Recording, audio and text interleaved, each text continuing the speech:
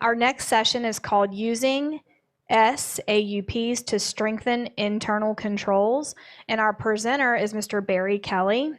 Barry began working at the Louisiana Legislative Auditor's Office in 2012. He currently works on special projects team in the local government sections of the LLA, which is led by Diane. He helps prepare statewide agreed upon procedure updates. He creates and monitors the implementation of statutorily required schedules, fulfills legislative requests, and provides assistance to local government officials and CPAs. Barry is a certified internal auditor and a member of the Institute of Internal Auditors. He graduated from the University of New Orleans with a Bachelor's of Science in Accounting and a Master in Business Administration. Prior to working at the LLA, he worked as a sales tax auditor for the state of Louisiana. Please welcome Mr. Barry Kelly. Good morning. Can everybody hear me well? All right. So today we're going to talk about a familiar topic to most of you, statewide agreed upon procedures, also affectionately known as the SAUPs. Today's presentation will be a little bit different than those you have probably attended before. This one, in the past, we've kind of gone through each procedure and tried to explain what your auditor will be looking for. Today's presentation will kind of address more so your responsibility as the auditee in responding to any exceptions that you receive during the course of the SAUP testing and how you addressing those exceptions can help you improve your internal control processes. This is Mike Wagaspak. He is the legislative auditor. He has been so for a little over 2 years now. And since he has been in the role of legislative auditor, we have really tried to reemphasize the fact that we want to be a trusted advisor that you feel comfortable going to with any questions or concerns you may have. We want to make sure that you feel like you can come to any of us with any question and we will get you an answer.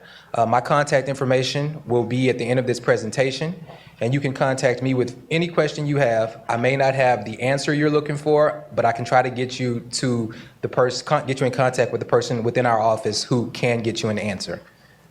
As a part of our trusted advisor, re-emphasizing the fact that we want to be a trusted advisor, we are doing a lot of presentations. The CLGE, you being here today is part of us reaching out to you and trying to give you guys guidance to try to make government in Louisiana better, more efficient, and more effective.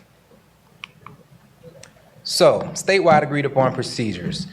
The first thing I want to just make sure that we understand is that as government employees and officials, the money that we use to fund our operations is not our money. It's the taxpayers' money, right? And people pay taxes willingly and unwillingly. It's not something that people like doing. Parting ways with money that you work hard for is not something that anybody really likes to do. So as such, it's important that we as public officials and employees make sure that we try to safeguard all assets that we receive, including the money that we receive from the taxpayers. Taxpayers are looking for us to provide services and infrastructure to them in return for the money that we give them. To protect and safeguard those assets, it's important that we have internal controls in place to make sure that that money is as safe as possible and that we are able to continue to provide the essential services that your entities are tasked with providing. Now, the SAUPs are a kind of a path to having those effective internal controls. They are a baseline expectation of what we think you should have in the form of internal controls at your entity. We expect and would encourage you to have internal controls that go above and beyond what are tested in the statewide agreed upon procedures. But what we're looking for is just to make sure that baseline is in effect at the entities that report to us. So the statewide agreed upon procedures are updated periodically to reflect any changes to the laws, as well as any changes to the risks that affect the governments within the state of Louisiana. These changes typically happen once a year. they can occur more often, but to this point, they occur once a year. And generally speaking, they're relatively minor changes that we make. However, at any given year, there could be a new law that is passed that requires something different of our of auditees, and as such, we could make significant alterations to the SAUPs if necessary. But what's important is that you always make sure you're looking at the most current version of the SAUPs when you're looking at what's going to be tested by your auditor during any given year. So the SAUPs have been in effect since 2017. There was a pause during the pandemic where we did not require the SAUPs to be performed and submitted to our office, but since 2021, they have been reinstituted and they are required to be submitted to us every year. The last update was last November. A new update will be issued within the next few weeks, and so you be on the lookout for that. They will be posted on our website, and your auditor will notify them of the updated procedures when they are released. The SAUPs are effective for all local governments that are required, local governments and quasi-public entities that are required to submit an audit to our office. So that's all auditees that have revenues of $500,000 or more.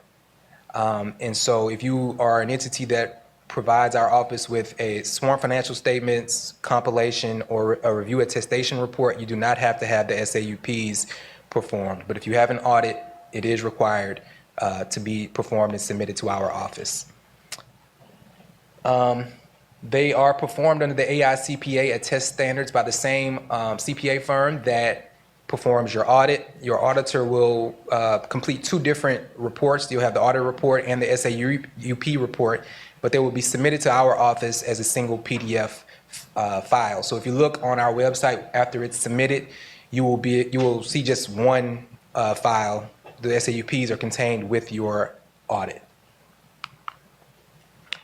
So that is the address on our website where you can find the most current versions of the SAUPs.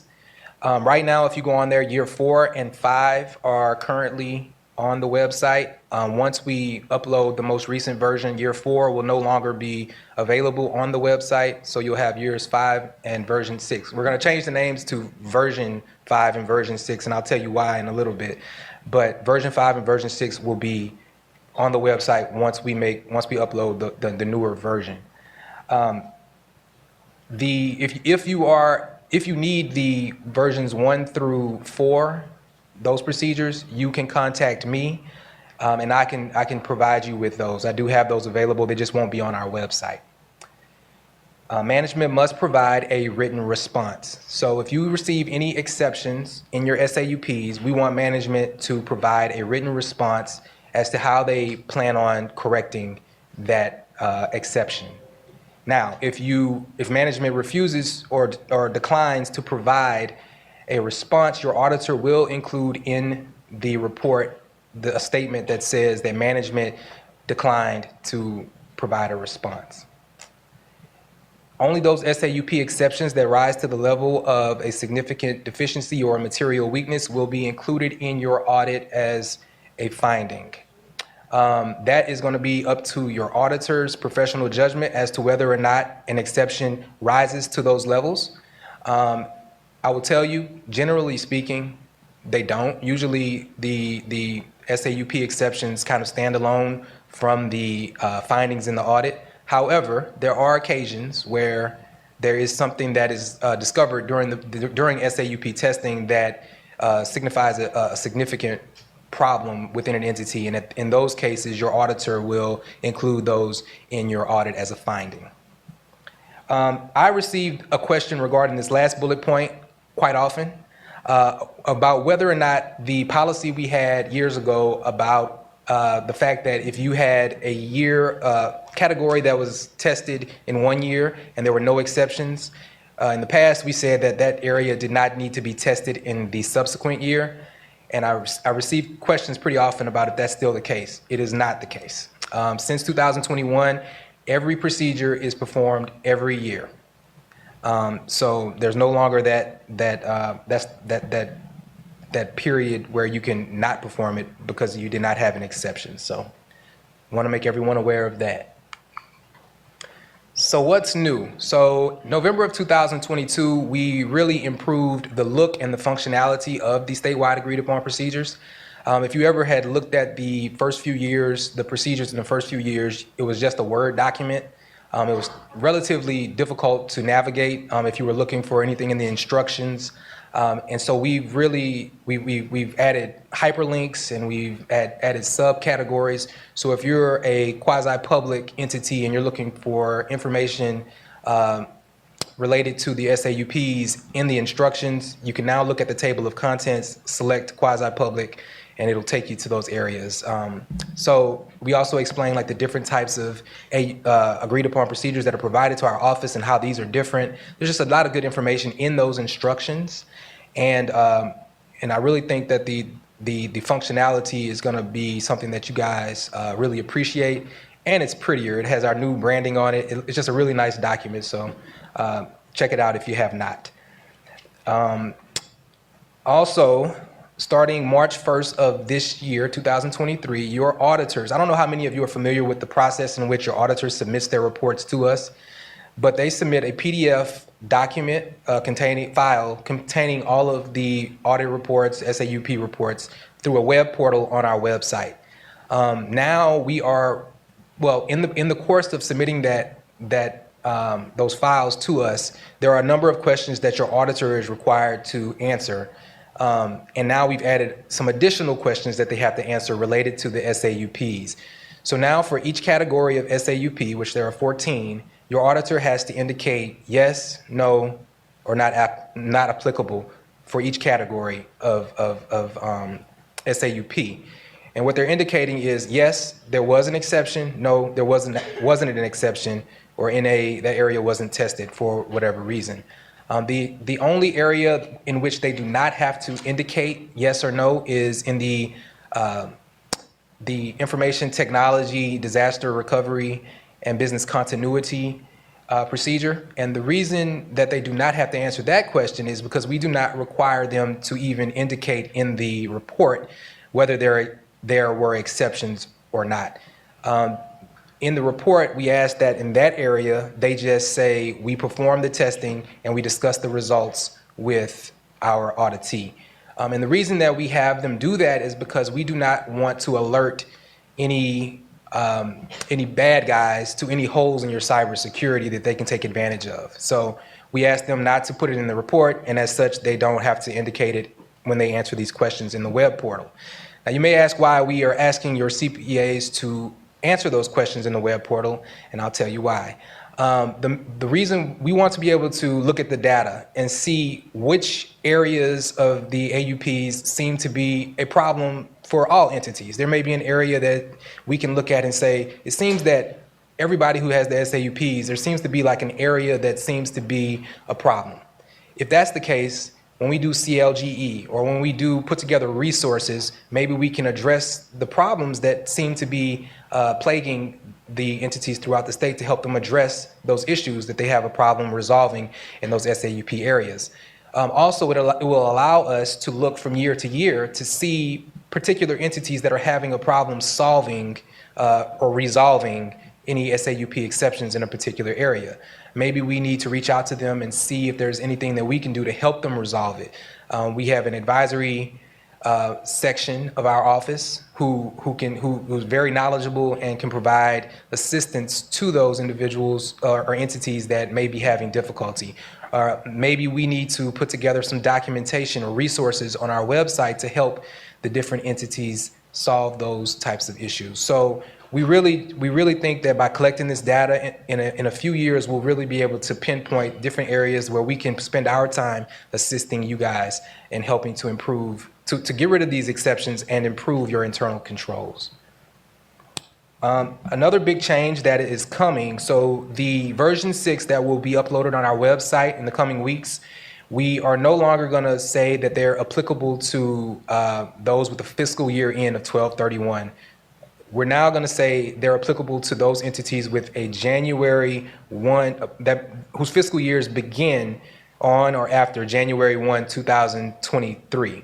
And the reason we're changing that around is so that it'll give us more lead time to be able to make changes, and it won't require us to make a change every year. Also, we want to encourage you guys to do multi-year engagements. So on our end, version 6 comes out in a few weeks. If we look at it, if we reevaluate it in a year and determine that there's no changes that are necessary, version 6 could conceivably be the version that is used for 2 years instead of us having to update it every year. However, there could be a major change that occurs and we may have to update it again and have a version 7, but we're not going to be forced to update it every year. So just pay attention, and anytime we put out new SAUPs, we do send out audit risk alerts to your auditors, so they will be aware of any changes to the AUPs that we make.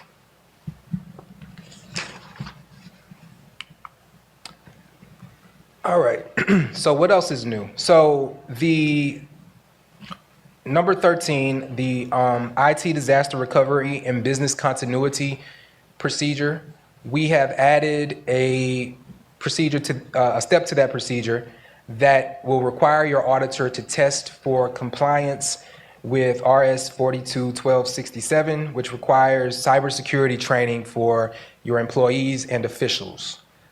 This is a one-time training. You take it once, you don't have to take it again. It's not on an annual basis, but it has been this law has been in effect since June 9th, 2020. So by now, any employees that were hired on or before June 9th, 2020 should have already completed this training. And any employees at this point, that's 3 years ago. So any employees that have been hired since then should have completed this training. New hires are required to complete the training within 30 days. So your auditor is going to check to make sure that all employees who have been employed for longer than 30 days have completed the training, and any new employees completed it within the first 30 days. Now, with that, they are going to use the same employees that are tested in the payroll section of the payroll procedure. Those same employees, they're going to test to make sure that they have received the cybersecurity training. Now, it's my understanding that the cybersecurity training can be any cybersecurity training, and Jennifer could correct me if I'm wrong, but it can be any cybersecurity training that management feels meets the requirements of the law. There is not a specific training that you have to take. But if employees and officials attend that training, there needs to be documentation showing that cybersecurity training was completed.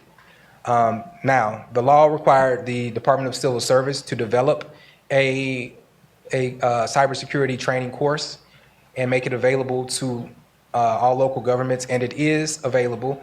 But if you want to access it, you need to go to the Louisiana Department of Civil Service's website, and you have to fill out a request form. And when you submit the request form, they can, I don't know exactly how they send it to you, but I believe they send you one copy of it, and then you can have employees look at it that way. And I'll note that the law says that the employees that are and officials that are required to take the training are those that have access to the entity's information technology assets. And it also applies to the contractors who have access to those assets as well, but the AUPs do not test the contractors' completion of the cybersecurity training. Are employees of quasi-publics required to complete the cybersecurity training? Can you repeat the question? Are employees of quasi-publics required to complete the cybersecurity training? Jennifer? Are employees of quasi-public entities required to complete the cybersecurity training? All right, Jennifer says yes, they are. Is there any other training other than the civil service that is recommended, or is? The question was whether or not there are any trainings other than that we recommend outside of what the civil service has put together. I don't think there's any that we necessarily recommend. It's kind of up to management to determine if if a particular one meets the needs of their employees, and meets the requirements of the law. But I'm sure there are, many different places you can look on the internet and kind of see if there's trainings available anywhere. Yes? When it says IT assets, when it says IT assets, that would merely be a computer, correct? Yes. Okay. Yeah, your network. Yeah, that's right. Yes, ma'am? You said this training is not annually, it's one time only. Yes, ma'am. But isn't the ethics and the sexual harassment? That's annually. Annually? Yes, ma'am. Even if if the thing didn't change, it's the same video? That's right. Okay. That's annual. Yes, Okay, ma'am. thank you.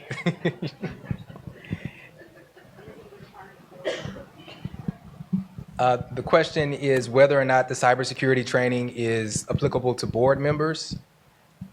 Yes, Jennifer tells me yes, it is. If they have access to the IT assets. Somebody else had a question? Yes. Once? Yes, ma'am. It's just once. So when procedures and things change within cybersecurity, is there notification to be given so we know that people need to go back and retake the training? So it's my understanding that the law the question was whether because it's a one-time training, is there any notification that will be given out as to if there are any changes in the cybersecurity risks or anything like that, and that training needs to be retaken? It's my understanding that it's a one-time training, period. And as such, it's kind of up to every entity to be aware of any kind of happenings in the cybersecurity world. But the training is only required one time. Yeah. Contractors have to take it. Their contractors have to take it. Yes, Yeah. yes, ma'am. Contractors do have to take it. But as I said, that part is whether or not your contractors have taken it is not currently tested in the SAUP. We are only looking at the employees and officials in the SAUP. Any other questions? All right. I'm not going to spend a whole lot of time on these next two slides. Jennifer went over them pretty well.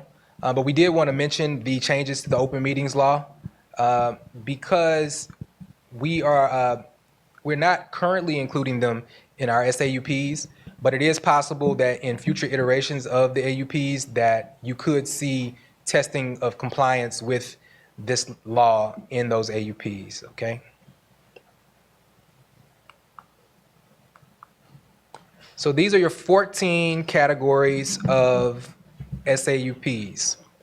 They are the same this year as the upcoming update. It's the same 14 categories, okay? Written policies and procedures, board, finance committee, bank reconciliations, collections, non-payroll disbursements, travel, credit cards, contracts, payroll, ethics, debt service, fraud notice, IT disaster recovery, and prevention of sexual harassment. Now, there are 14 categories, but I will tell you, certain ones of these procedures are not necessarily applicable to every entity. And the reason I say that is this. So if you are an independently elected office that is headed by an independently elected individual, such as a sheriff, an assessor, things like that, you will not have a board there's no board. So number 2 would not be performed necessarily. So, and that goes for any of these. If your entity does not have those functions, then obviously your auditor can't perform testing of those functions. So why are SAUPs important and why are they necessary? Well, your auditor is performing an audit. They are not saying that the financial statements are free from all errors, and they're not saying that no fraud has taken place. Just because you got a clean opinion or an unmodified opinion, it doesn't mean that everything's perfect. When your auditor performs the audit in the name of cost efficiency and cost benefit analysis, they're going to do what we call take a sample of your total population of transactions. They're not looking at every transaction. And as a part of that sampling, there's a concept of materiality. They're not looking at the tiny transactions. They're going to look at some of the larger transactions. They're going to use their professional judgment to decide on a cutoff point, but they're not going to look at the very tiny transactions. So when we developed the SAUPs, we decided that materiality was not a concept that we were going to have in reference to the SAUPs. So your auditor, when they perform the SAUPs, they have just as good of a chance of selecting a $10,000 transaction as they do a $10 transaction. And you may look at it and say, well, who cares about a $10 transaction? Well, fraud can take place at very small levels. A fraudster can make, 100 $10 transactions that are fraudulent, and that has, a very big effect. And so we want to make sure with these that we're looking at even those small transactions. Your auditor is going to take a more careful look at those areas that might not end up in the representative sample tested in your audit engagement. Okay, so that's one of the main reasons that these are important. One of the things that I want to kind of just talk about that's not on the slide is that each of you are from different types of entities. And your entities have a service that you are primarily judged on and that you are primarily there to perform. So if you're a fire department, people are looking to you to put out fires. They're looking to you to save lives. If you're a police department, they're looking to you to capture the bad guys and prevent crime. If you're a municipality, are you able to provide services to your to your constituents? That's what people really are looking to you for. You're never going to get a headline in the newspaper because you had the proper signatures on approvals. No one's going to vote for you because you had all of the correct documentation in a travel reimbursement. So a lot of these things seem to be, you can look at a lot of these things as administrative tasks that are more of a nuisance than they're worth.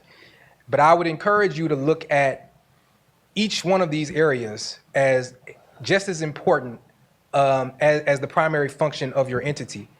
Because while no one's going to celebrate you doing the right things, if signatures are missing on documentation, if there's missing documentation in reimbursements and a fraud is discovered eventually, you can guarantee that the media is going to dig through and they're going to say, why didn't this mayor sign this document? Why didn't you follow your written policies and procedures? Why, was this reimbursement made with missing documentation? So to protect yourself and to protect the assets of your entity, it's important that you have well thought out policies and procedures and that you adhere to them. And so a lot of the things that we test in these SAUPs, again, are a baseline of what we expect good internal controls to have. So even if you receive an exception that you look at as relatively minor, I would encourage you to address those very seriously. Take them very seriously. Make sure you think through your response and how you want to address any of those exceptions. Because little problems can turn into big problems, right? So what may seem like a relatively minor SAUP exception can later become a management letter comment. And if that's not corrected, it can become an audit finding. And that's just on the financial reporting side, the auditing side, right? More importantly to you is that if we discover that in the course of the SAUPs, your auditor discovers that there's certain internal controls that aren't being followed or are not in place, and they look relatively minor to you and they're not corrected, those exceptions can signify a weakness in your internal controls. And if they're not corrected, those holes in your internal controls can end up being taken advantage of by someone who has nefarious intent, or mistakes can occur, costly mistakes can occur. So, and which can bring even greater issues to your entity. So take every exception seriously. And kind of related to that is the fraud triangle. I'm sure many of you have seen this before. The fraud triangle is the three sides to the fraud triangle are the motivation and pressure that a person receives, the opportunity to commit a fraud, and the rationalization for committing a fraud. You can't control motives or pressure or the rationalization. We all have personal motivations and pressures in our lives. We all have loved ones. If you have a sick child, a sick mother or father, a sick spouse, that's a pressure that can cause people to do things they normally wouldn't do. If you have addiction, if you have an individual who has a spouse that lost their job, different things like that can cause someone to do things that they would not normally do. And rationalization, people can rationalize any bad behavior that they have. People can say, I haven't received a raise in 5 years, you owe me.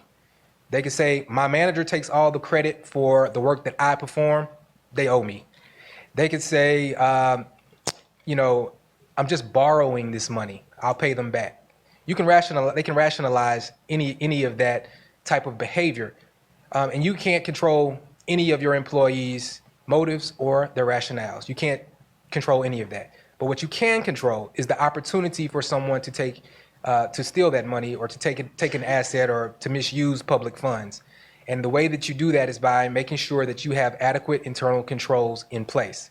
Again, I'm going to repeat it over and over again. The SAUPs only test a baseline of what your entity should have in place. What's important, every entity is different, so it's important that you analyze the reality of your agency to determine what type of internal controls are in place at your agency, where you guys are subject to different risks. It's important that you have policies and procedures in all of those areas and that you're able to make sure that they're implemented. Those policies and procedures are followed by employees and officials to prevent anyone from stealing any money. So we've mentioned internal controls quite a bit, and this is a very simple definition of what an internal control is. You've seen it. If you've seen Diane give presentations before, she's used this definition quite a bit, and I've stolen it from her. I think it's a very good definition. It comes from Stephen, how do you pronounce it, Diane? Gaudier. Stephen Gaudier with GFOA. And I'm going to read it word for word because I think that it is a very good layman's definition of what internal control is. So internal control is nothing more or less than the combination of people, policies, and procedures that managers rely upon to be able to know that the government is operating effectively and efficiently and is safeguarding its assets, that the financial statements and other reports can be relied upon, and the government is complying with applicable laws, regulations, and policies. That is as simple as you can put it. I will tell you, though, that internal controls are not a one-time event. They are an ongoing process. So just because you develop a set of internal controls one day does not mean that 5 years from now that those internal controls are still sufficient. You need to, on a regular basis, review your internal controls to determine whether or not they need to be modified to meet the current reality of your agency.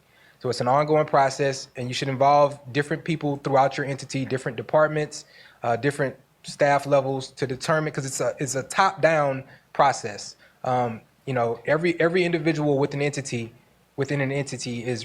plays a role in making sure that internal controls are effective and effective. So how can SAUPs help strengthen internal controls? They can help you identify areas where improvement is needed. How do they identify those areas? Well, those were those exceptions that we've talked about. If you receive an exception in a particular area, it could signify a bigger problem. It could signify that your internal controls need to be strengthened or changed, or some internal controls need to be put in place.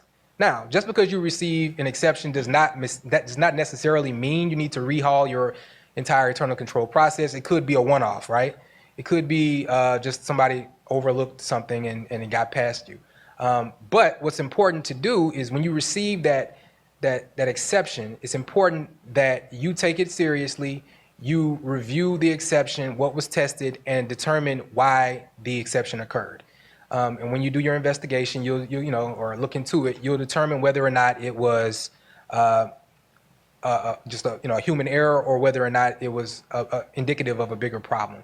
So, every exception is something that you should look into further. SAUPs can help encourage thoughtful analysis of internal control processes. That's the main thing I want you guys to take home with you today, is that these exceptions are not just a nuisance. They're not just an administrative task. They're not just something that you should just, throw away or say, hey, we're going to resolve it in your response. We're going to do what you said do in the procedure. I don't think that's while that satisfies the requirement that you give a response, I don't think that it satisfies what we intend for you to do when you respond to these exceptions. What we want you to do is to look at these exceptions, analyze these exceptions, determine the cause, the root cause. Is it a bigger problem? Are these exceptions due to lack of training? Are they due to lack of staff? Is there technology you can implement? Really think about and analyze the exceptions, analyze your internal controls to figure out how you can not only correct the exception, but improve your internal controls to prevent any further issues down the road. And the SAUPs help promote accountability. We're going to go over all of these things in the upcoming slides. But the main way that they promote accountability is that these reports are public, right? So the public can see exactly what's going on in your entity in these various internal control areas and compliance. There's compliance areas as well, but they can see whether or not some of these baseline internal controls are implemented within your entity, and they're also able to see whether or not you are complying with the different trainings and different things that the laws require of your entity. So the SAUPs test the existence and implementation of certain internal controls by evaluating whether policies and procedures are in place and being followed effectively. So if you look at the SAUPs, the first SAUP is written policies and procedures. And there are a number of things that we look at in those written policies and procedures. One of the cool things about the way we have it set up is that the written policy and procedure tests whether or not your entity has policies and procedures for procedures 2 through 14, except for budgeting, bank reconciliation, and fraud notice. So your auditor is going to look to see if you have written policies and procedures that address most of the items that they're going to test in the other procedures. And so if you just merely put together, do what we've asked you to do for procedure 1 in creating your policies and procedures, and then you follow them, that gets rid of those exceptions. If you create those policies and procedures and adhere to them, right? Your policies and procedures can and should be more comprehensive than what we've required. We're requiring very basic things, but your entity is different. Every single entity is different, as I've said. And it's important that you cater your policies and procedures to the reality of your entity. And that may require you, if you receive exceptions in any area, it may require you to create, controls, implement controls, or modify your controls. So it's important to take these exceptions very seriously. So when you receive exceptions, it's important to review each exception, right? You want to look at what the exception is and what your auditor tested. So you can look at the procedures that are on our website, and you can see what your auditor was looking for. And if they don't find that, there's going to be an exception. You need to make sure that you are addressing any of those. They can help you identify any control deficiencies that may have otherwise gone unnoticed. Again, your auditor is only looking at, when they perform their audit, they're not looking at little bitty transactions. Here, they could be. In these SAUPs, they can be, and which could identify things that your auditor would not see during the course of performing their audit. There are also things that you may not notice because they're relatively small to you. They're not material to you on your everyday basis. They're small transactions. I know in many places you get accustomed to doing things by word of mouth. I go ahead and do that. Take care of that. Or go ahead and there's things that are just done on an everyday basis that you take for granted. They're going to go well and there's not going to be a problem. But when an auditor comes in, they're testing and they're like, well, why don't we see, signatures on this document? And they're like, well, I told them to do it. I told them it's okay. This is what we do. This is how we do things. It's not okay to do it that way, because you want to make sure that some nosy individual like an auditor, the legislative auditor who's reviewing these things, that we see documentation that says it was actually approved appropriately. It also protects the individuals who do the approving, right?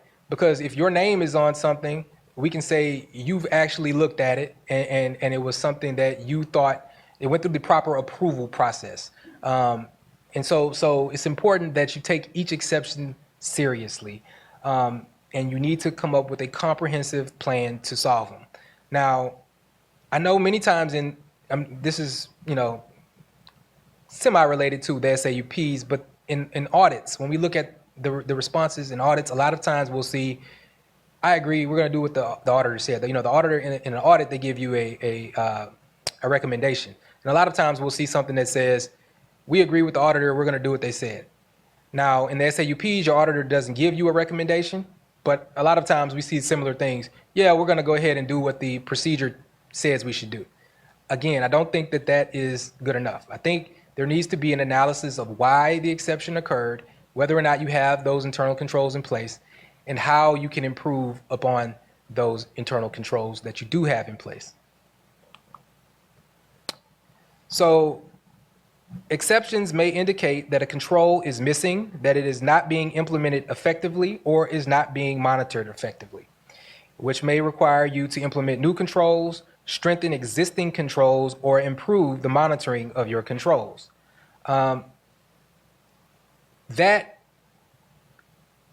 So it could be that you have controls in place and they're not being followed. Why are they not being followed, right? Is it a lack of communication between management and the employees? Do they need to be retrained? Are the policies and procedures that you have not adequate? Are you updating your policies and procedures and not informing your staff about that? Or have there been personnel changes? These are all things that you can look at to try to figure out what caused these exceptions to occur. And what I encourage you to do is turn these exceptions into opportunities. Now look, nobody likes to get a finding, an exception. I don't like to go to the doctor and him to tell me that I weigh too much. I don't like, when the pest control people come and they tell me I have a pest infestation. Nobody likes to be given bad news, right? So exceptions are not something that you should be excited about, but don't panic. It's not the end of the world either. What you can do is, if you receive an exception, take it seriously, address it, but don't panic. Don't look at it like it's the end of the world. You can, by solving the exceptions, you can improve your internal controls and reduce the risk of fraud, waste, and abuse. We have a clarification that just came in on related to the IT training, the Okay. cybersecurity. The law only applies to public entities and their vendors with access to those assets. So it may not apply to employees of quasi-publics with no access to those assets. Okay. Did everybody hear that? Okay. The SAUP testing provided, let's see. So if you address those exceptions and improve your internal controls, you can help improve the efficiency and effectiveness of the operations of your entity.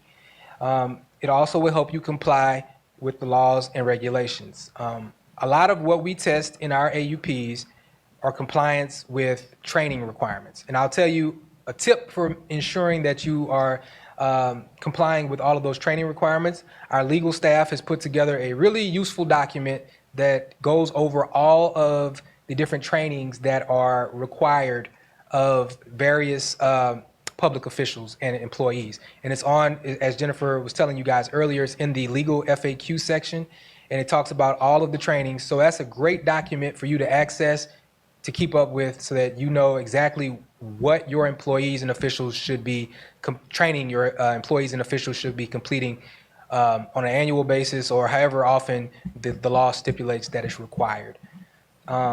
We do test some other things, compliance related items within these statewide agreed upon procedures, such as the annual report that has to be compiled by February of every year, talking about the different, whether or not there were any instances of sexual harassment, how they were resolved, et cetera, et cetera.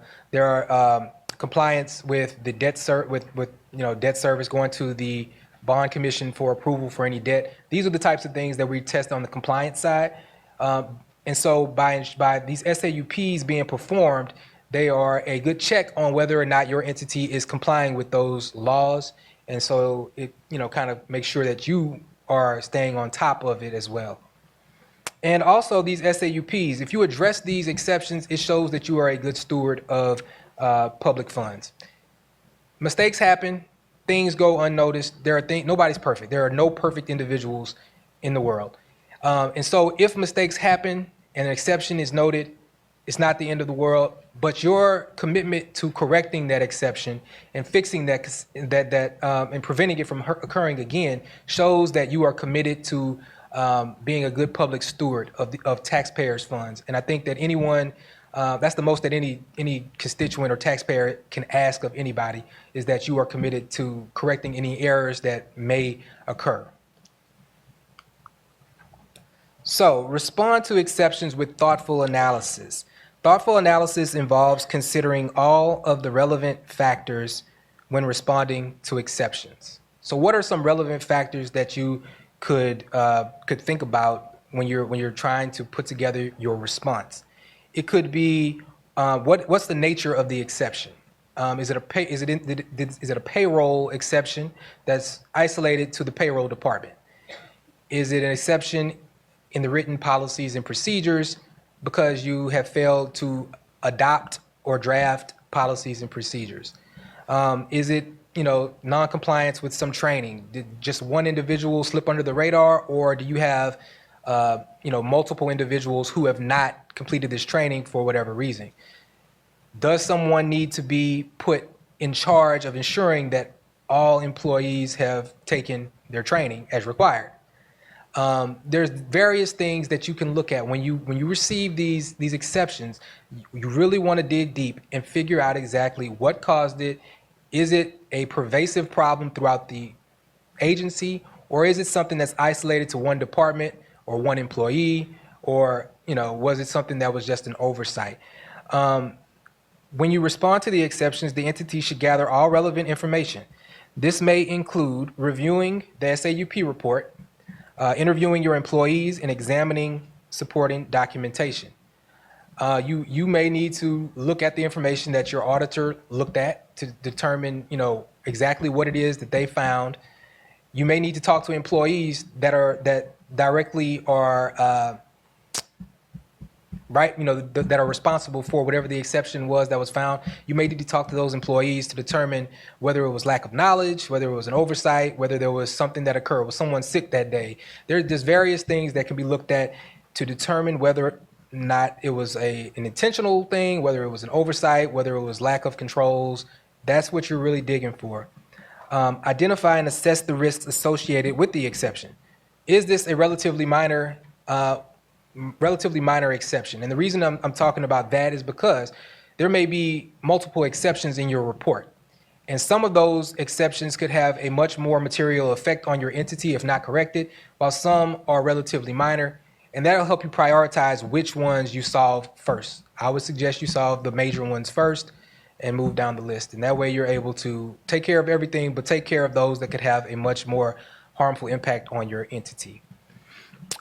Develop and implement a corrective action plan to address the root cause of the exception and mitigate the risks. Again, part of this the result of this thoughtful analysis is to put together a comprehensive corrective action plan that allows you to correct the exception, improve your internal controls, and prevent this exception from occurring in the future.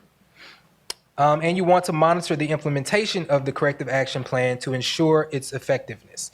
You want to do that with any management's corrective action plan that you have, including those in your audit and those in the SAUPs. As a part of the board and finance committee procedure, we require that your auditor test whether or not the board is provided with updates on a monthly basis as to the status of the implementation of corrective action plans to resolve your audit findings, okay? Now, I would recommend that you also, at the same time, provide your board with updates on resolving your SAUP findings. Even though that's not tested, I think that is just as important as the audit findings. Your board should, it's not enough just to come up with a plan if you do not implement the plan. And you can't know if it's being implemented if you are not monitoring the plan. So I think that's a very good thing to do, is just make sure you give updates to the board on a monthly basis.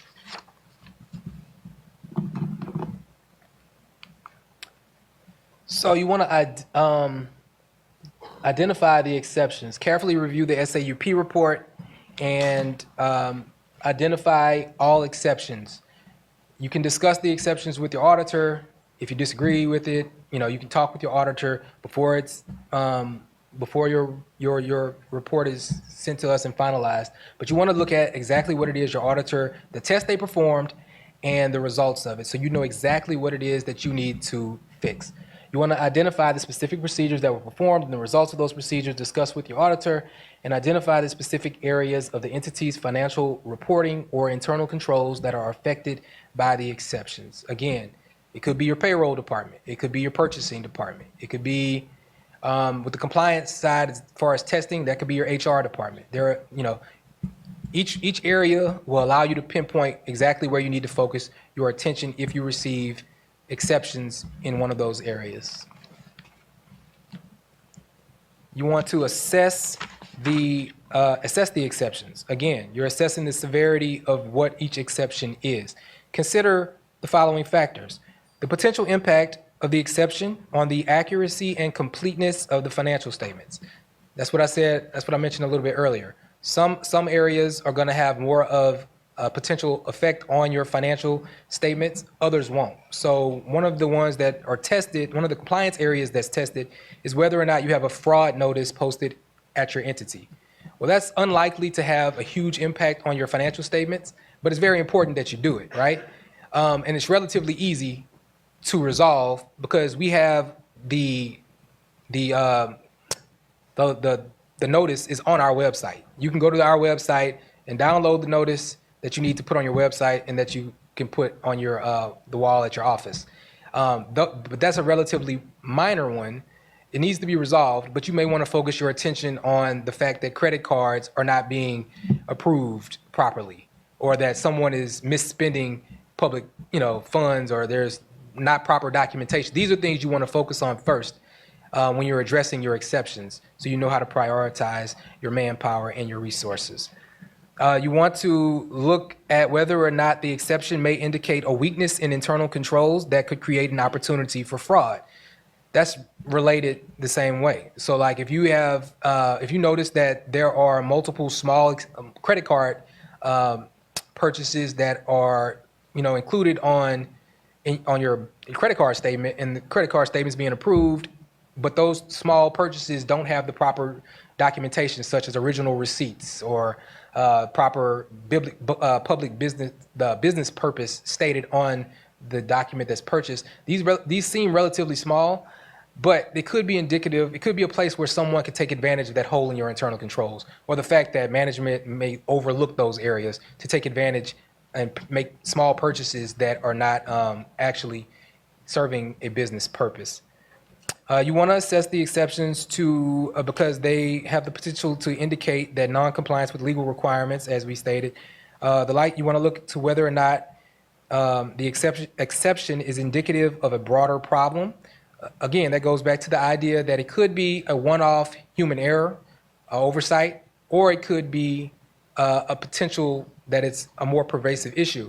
For instance, if you have an exception in 1 year, it's just one exception, and in the next year, nothing, you don't have that exception, and the process remains the same. It may have just been a one-off, deal.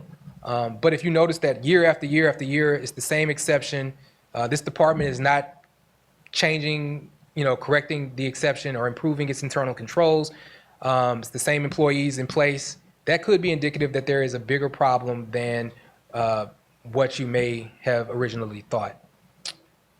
Mm-hmm. What if there is not a board? Who should monitor the resolution of those exceptions? If there's no board, I guess I'm not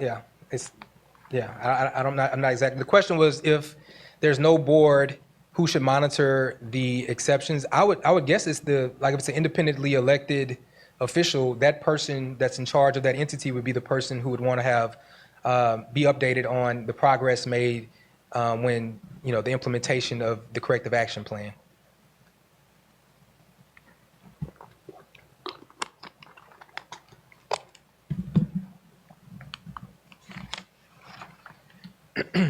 So after you perform your analysis, you want to get down to the root cause of the problem. Common root causes of exceptions include human error, mistakes made by employees such as entering the incorrect data or forgetting steps in the process. Systems errors can be problems with the software or hardware that prevent the system from operating as expected. In those instances, you may have to go to your IT department or your third-party vendor to figure out how you can resolve those exceptions. It may be above what you're capable of doing, but you need to speak to the correct people who can help you resolve that exception. There may be process gaps. That's your internal controls. There may be a hole in your internal controls that you weren't aware of that needs to be fixed. There may be an additional step in the internal controls that needs to be implemented. You may need to add an additional person to a process to increase the segregation of duties. You may need to, in the cases where you do have a board member, you may need to include a board member in certain processes so that they're able to sign off on, have additional eyes on transactions where they may have to play a role in order to help you segregate duties. Communication breakdowns, lack of communication between different parts of an organization leading to confusion and errors. So some of your entities are relatively small. Everybody works in one area. Everyone, can walk into each other's office. There may be others of you who have really large offices or multiple offices that are spread, that are multiple locations of your offices, where it may be communication between different departments may be less frequent or more difficult. And so in instances where you have those breakdowns in communications, it could, the responsibility that someone has for certain parts of your internal controls can fall through the cracks. So it's important to make sure that everyone is on the same page. So whether that be you need to have, organization-wide meetings, whether that means, every time, you have your employees sign off on an annual basis that they've read the policies and procedures, that they're familiar with the policies and procedures or been provided the policies and procedures, or whether you have trainings, right? You can have trainings for different processes within your entity to make sure that everyone's on the same page and is aware of their responsibility as well as the responsibility of other individuals within your organization. Training deficiencies, employees that are not adequately trained to perform their jobs correctly. One thing I'll mention there is you have college graduates that are graduating from college who start working for different entities, and they may have no practical knowledge of how to implement what they've been taught. So it's important that you train them properly. But you may also have individuals who come from similar entities and come to your entity, and they may bring their old way of doing things to your entity. That's where those written policies and procedures come in, because that's how you as management can communicate to those new employees how you do things, right? The way they did it at their last employer is not necessarily wrong, but when they come to your entity, you want to make sure that they're doing it the way that your management has decided is the best way of doing it. And those written policies and procedures are the way that you are able to communicate that to them, along with training and the like. But it's very important that you provide them with those written policies and procedures so that you can make sure that everyone is on the same page, everyone is aware of their responsibility, and everyone can be held accountable for the outcome of their responsibility. You want to analyze and identify trends, all right? So when we talk about trends, were these exceptions repeated year after year? Were they a one-time thing? If they're year after year, obviously that's a problem. Whether that means that someone within your organization is not taking the management's corrective action plan seriously, or whether or not management is failing to communicate what is required of your employees effectively. There's obviously something that is going on, or maybe you need help. Maybe you're having difficulty resolving certain exceptions, and you need to reach out to, your associations such as LMA, or reach out to us to figure out what kind of resources we can provide you guys to help resolve any exceptions that you may have. Are the exceptions concentrated in certain departments or functions? Is it just the payroll department? Is it just purchasing? Is it just HR? Are these where the issues are? If year after year the exceptions are in one section, that could be indicative of the fact that that section needs better training. There may be a need for change in personnel. There may be different technologies that you can purchase to help and assist those individuals in completing their tasks. There may need to be more personnel that are hired. Maybe they're understaffed and they're having a problem keeping up with all that's required of them. These are things that you're able to analyze. Is the number of exceptions increasing or decreasing? If they're decreasing, you're on the right side of things. If you have 10 exceptions in 1 year and then the next year you have 5, you can look at that as a progress, right? You're moving in the right direction. You're resolving issues. You're moving forward. You're correcting your internal controls. You are getting buy-in from your employees and personnel, right? If exceptions remain the same or increase year after year, that's indicative of an issue, right?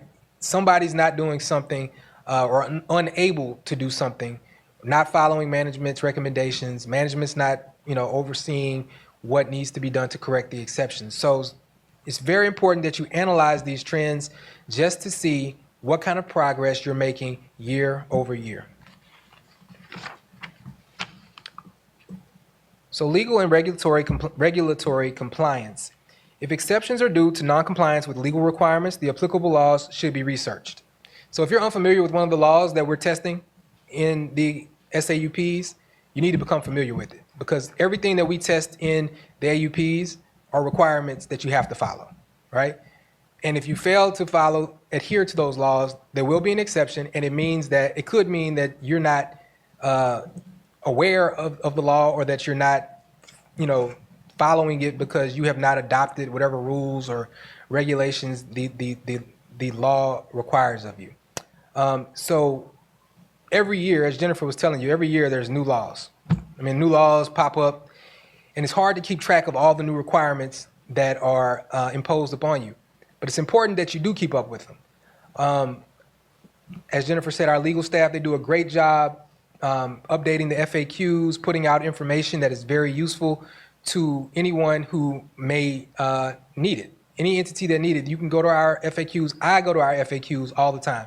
When I receive questions, I go to our FAQs to figure out what our legal staff has put together, so I can help understand what the law requires. It's important that you are aware of all legal requirements as well. As they say, ignorance of the law is no excuse, right? So you need to make sure that you're aware of everything that you have to do. You may want to put someone specific within your entity in charge of ensuring that any updates that occur to the law that your entity is aware of. Your legal counsel could be the one that you go to make sure that your entity is up to date on any laws and that you are in compliance with any laws, right? And that's part of what you want to do when you develop your written policies and procedures, is to determine whether or not you need to address anything in your written policies and procedures that the law requires. And that way you can implement it going forward. Like I said, a lot of what we test is compliance with training requirements, but there's other things as well. But if you put that in your policies and procedures, which is tested, whether or not, we test that in the written policy and procedure SAUP, whether or not you have it in your written policies and procedures that this testing is required. And then your auditor is going to test to see whether or not employees are in fact completing that testing. But there are other laws. As we discussed, in the future, we may add the open meetings law changed related to the ADA stuff. We may add that, which would be a compliance thing. It's important that you are aware of all of these requirements for your entity, right? So you stay in compliance and that you're able to follow the law. As you see there, the LLA website contains a number of useful legal resources, including legal FAQs and previously asked legal questions. They are wonderful, I'm telling you. Like I go to it all the time, and I think that many of the questions that you have, you can find the answer there, right? Developing corrective action plans. So for each exception, a corrective action plan should be developed that includes a description of the corrective action that will be taken, a timeline for implementation, the person responsible for implementing the plan. And the plan should be reviewed and approved by the board before implementation. So as a result of all your analysis, identifying the root cause of the problem, we'll get to that. But After all of that analysis is done, you put together your plan. And once you put together your plan, it needs to be implemented. That corrective action plan, a timetable is important because you don't want it to be open-ended. You want to say by this period, we expect that this change will have been implemented. You want to make sure that you have a person that's responsible for it. If it's a payroll issue, the head of payroll could be the person that's responsible for the implementation of that corrective action plan in payroll. It could be the department head. It could be whoever you want it to be, but there needs to be someone that you can hold accountable for the implementation of your corrective action plan. You want to be specific. You want to clearly state the problem, the solution, and the steps that will be taken to implement the plan. You want to be realistic. The corrective action plan should be achievable and feasible, right? You need to be realistic about your staff levels, your staff's capabilities, what technology you have available to you, right? It needs to be measurable. You need to be able to include metrics that can be used to measure its success. And you want it to be timely as soon as possible, right? And you want to monitor the corrective action plan on a regular basis to ensure that it is effective and that the problem has been resolved.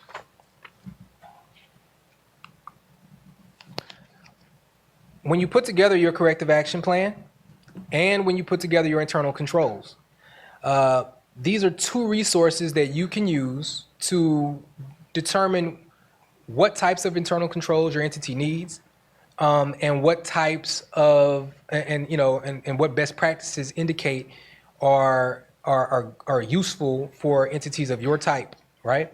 And they are our website. You can go to lla.la.gov, and it provides a number of resources, including best practices, templates, and legal FAQs. Now, we're in the process of updating a lot of the information that's on there. Some of it is more current than others, but a lot of it is a very good starting point for a lot of the things that you'll be looking for as far as putting together your policies and procedures, and putting together your internal controls in total. Also, if you go to the gfoa.org, the Government Finance Officers Association, they offer a variety of resources on best practices, including publications, webinars, and training programs.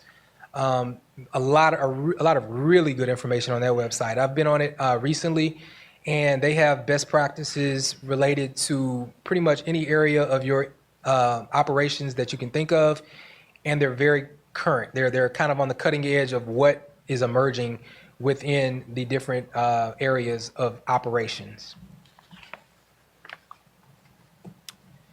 So you want to monitor the implementation of your corrective action plan by identifying the key indicators that you need to monitor. So let's just take an easy example. Let's say you receive an exception for having a finance charge or a late fee on a credit card statement. That's an easy one to measure, right? So when you after you implement your plan, you look, month after month, whether or not you have a late fee or a finance charge. If you don't, then you can say, well, okay, we're making progress, right? If you still see those finance charges or those late fees, then there may be additional steps that need to be taken in order to correct that issue. You need to develop a monitoring schedule for each corrective action plan. I recommend at least on a monthly basis, that the plan is being reviewed and monitored by management, that they're aware of what is being done to implement the plan. That the board needs to be abreast of what is the progress that is being made on each corrective action plan as well. You need to assign responsibility for monitoring each corrective action plan. Someone needs to be responsible for ensuring that the corrective action plan is being implemented. You have that individual. We have one individual who will be actually involved with implementing the process, and then there would be another individual who is ensuring that each individual, because like I said, you may have multiple department heads that are responsible for their particular department implementing that plan, but you may have, the overall CEO or manager who is making sure that each department is doing what is expected of them. And you want to track the progress on the corrective actions and report on the results to the board on at least a monthly basis. This will help ensure that the corrective action plan is on track and that the board is aware of any potential problems. Now, after you put together a corrective action plan, it does not mean that that corrective action plan will work, right? That's just your plan. During the monitoring process, you may realize that either the reality of your entity has changed, you may lose staff, different things can occur. And you may have to alter, modify your plan to correct that exception. So that's why it's very important that you monitor how the progress is being made on those corrective action plans so that you can adjust as necessary. You want to evaluate the plan's effectiveness. That involves developing a set of criteria for evaluating the effectiveness of the plan.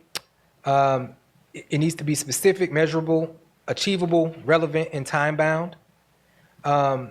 You want to collect data on the performance of the corrective action plan against the criteria. So you have an expectation. This is what we expect to occur when we implement this plan, and then you want to collect the data as you implement the plan and determine whether or not you are meeting those expectations. Compare the data to the goals of the corrective action plan.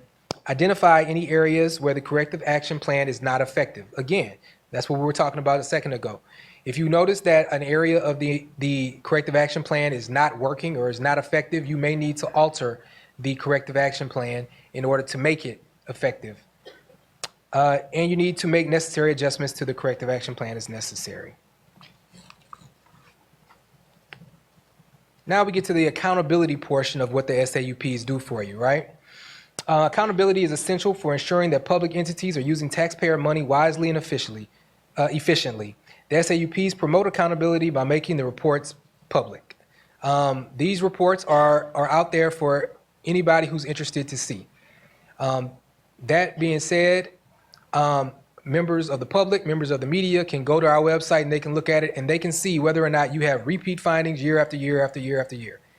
And while they may be minor findings, they can look at it and make the assumption that you are not taking your responsibility, your fiduciary responsibility seriously if they see that these plans or these exceptions are not being corrected.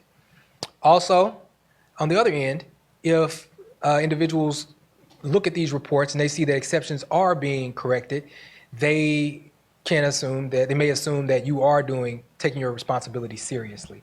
So it's very important that you resolve these issues because you want people to have a favorable viewpoint of what you're doing as a steward of public money. SAUPs increase transparency. Again, we're looking at all transactions are subject to these SAUPs that in the areas that we test. And as such, when the results of these SAUPs are published, individuals, stakeholders can see exactly what it is going on at your entity. And it builds public trust by allowing them to see these documents, to see the results of what it is that you have going on at your entity. They provide transparency because we receive them. As I told you in the beginning of this presentation, your auditor is indicating to us whether or not you have exceptions. When they submit their report, they're indicating to us in our portal whether or not you have exceptions in each of these areas.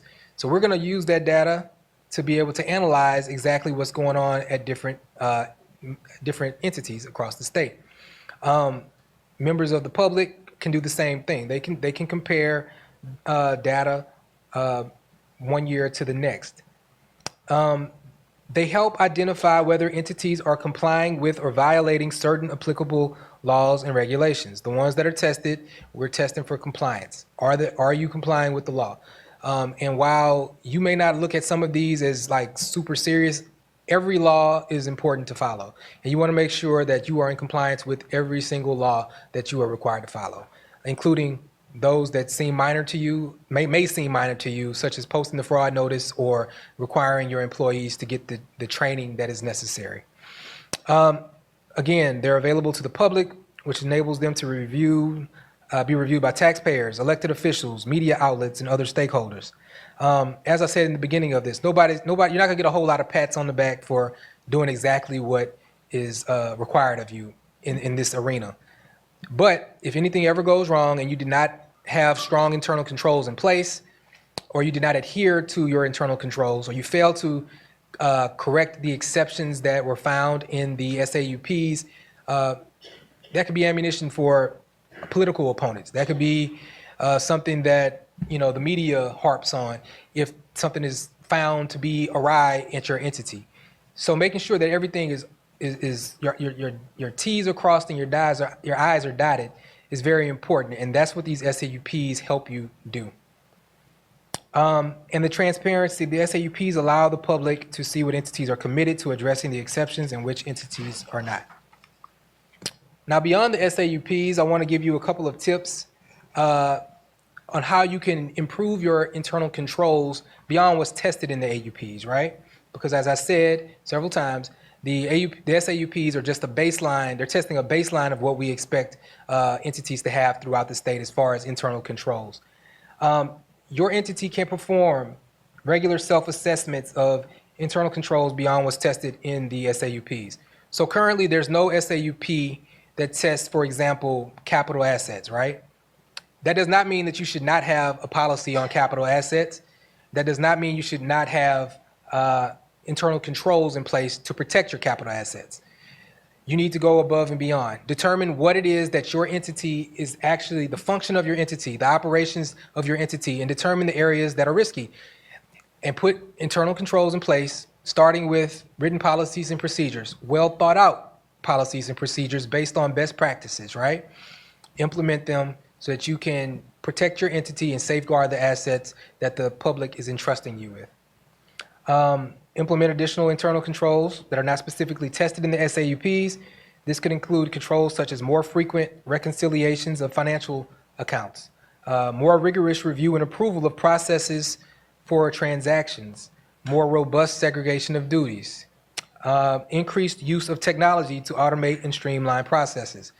That is a really interesting bullet point, and one that everyone should try to familiarize themselves with, right? There's all kinds of technology. Every day, if you look at the news, there's new technologies every single day that are springing up. And a lot of those technologies can be helpful to you. There are different softwares and products out there that can help you streamline your processes and make things more efficient. So, all it takes is a Google search, and you can find different things that can help you manage your entity more effectively and efficiently. Another thing you may want to consider doing is providing training to staff on internal controls and how to identify and report potential problems.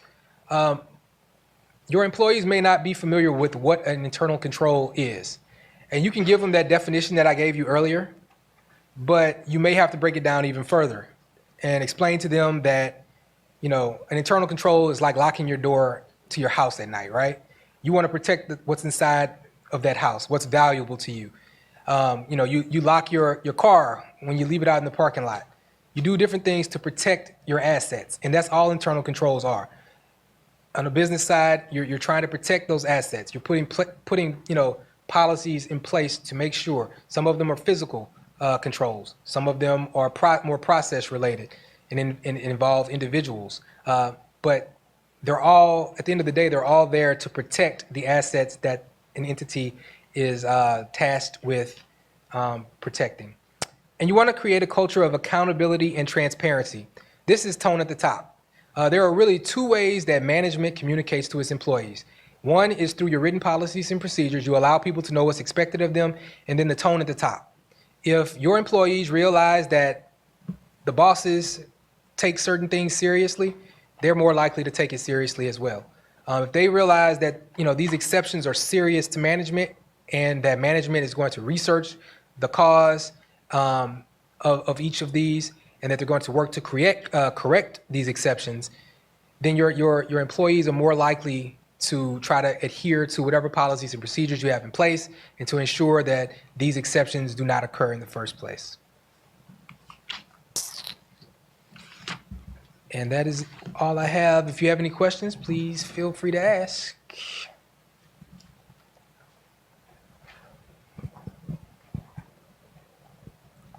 All right, looks like, Yes, ma'am?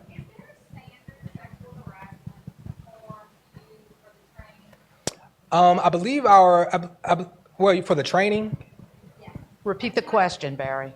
I'm sorry. I'm sorry, not the training, the report. The report. That's what I thought. I believe yes. Our legal staff in the legal FAQ section. There's a document. I think it's prevention of sexual harassment. There's a FAQ on that, and within it there's a template that is in there that you can use when you put together your annual report. And the question was whether or not there was a template available as far as the annual sexual harassment report that everyone has to put together. Any other questions? All right, we will break for lunch. We will come back at 1 o'clock for cybersecurity training. So enjoy your lunch, and those of you online, enjoy your lunch too. Thanks. Thank you.